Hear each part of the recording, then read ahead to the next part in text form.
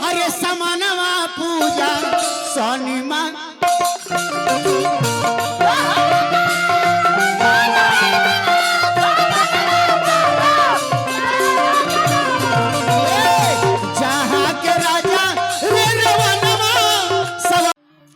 में 50% लोग को गाना सुने खातिर आई कि व्यास जी गीतवा के तनी रोला गा लेकिन 5 मिनट खरी पाई लगा देता नहीं प्रसंग के टाइम भी आर धले ही विशेष हमने के टाइम ना ले क्या मलिकार कहले रहे कि 30 मिनट में रोरा गा दी तो सुमिरन 10 मिनट बढ़ गई बुरा जी सोचने की जब 10 मिनट बढ़ गई बतालाब ना 20 मिनट बढ़ा दे ना भाई बहुत अच्छा तो डटा कोइला तू इहे माने टटाइला हारे रे आपो तरह दोनों के झगड़ा हो जाला टटाए वाला ब्याह संगे नाचे वाला ब्याह आज तक ले डटा ही नहीं के सकत ओकर बाणी से लोग खुश ना होई तो ढेर चीज ओकरा लगे बा ओकर मार्केट ढेर चीज पे बा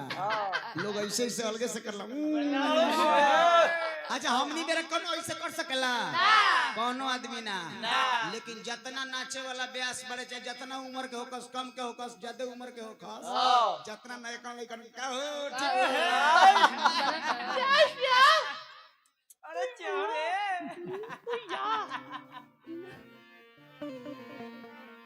काजी माखन सरकार ठीक लगा तनु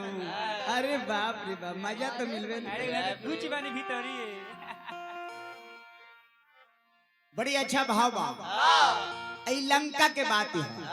सोना के लंका जरितना सोना कबो जोड़ेला ना ये शनिचरा देव के तकला से शनिचरा बाबा के तकला से सोना के लंका जड़ गई रहे पाप लग जाला कब जैसे बाली भव पत्ता के रहे तो पाप लग गई रहे ये तेरे पाप लग जाला कब पपिष्टी वाला काम कोई देबो तो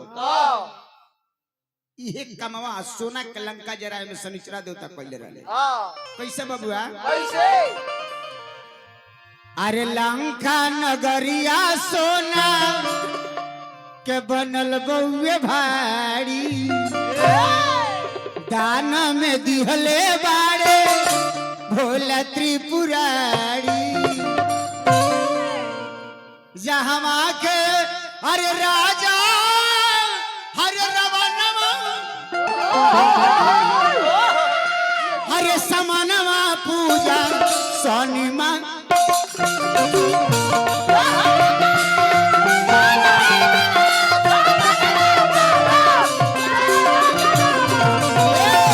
जहाँ के राजा रे रवनवा सवनवा देखले सोनी महाराज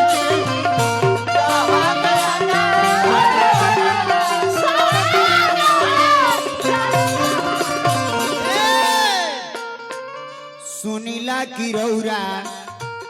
बनवले से बनेला सुनीला की रौरा बनवले से बनेला इहे नाम जपी जपी रौरा लोग बजाने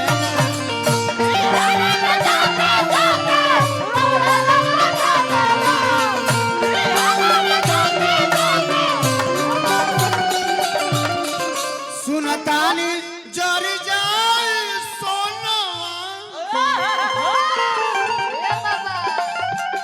सुनतानी जोर जाई सोनवा समानवा सोनी दे मन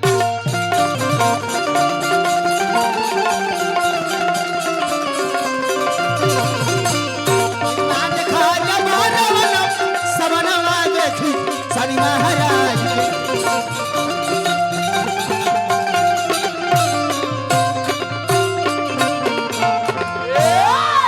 शनिचरा देवता कहने के हे रावण तू कतनो हाथ जोड़ के कहबो लेकिन जे लिखा जाला उ मिटेला ना जे तकदीर में होला उ जबे घटे रे घाटना जे तकदीर में होला जे अरे घटेला घाटना जे तकदीर में होले लाजे तकदीर में होला जे घटेला घटना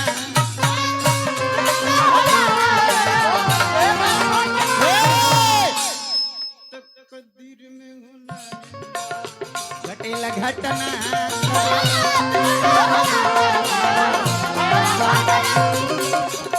लोगवा मानेला ये शुभ हम बानी सब दिन शुभ लोगवा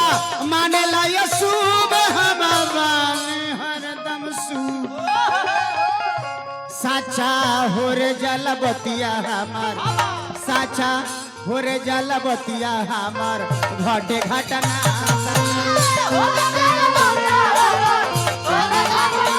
साचा हो रे जलबतिया जब घटे घटना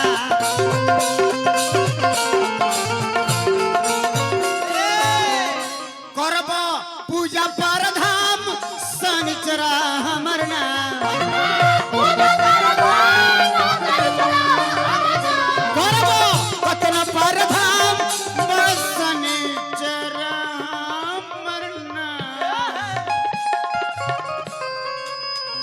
मुसीबत टरलो से टरीना मुसीबत टरलो से टरीना घटी रे घटना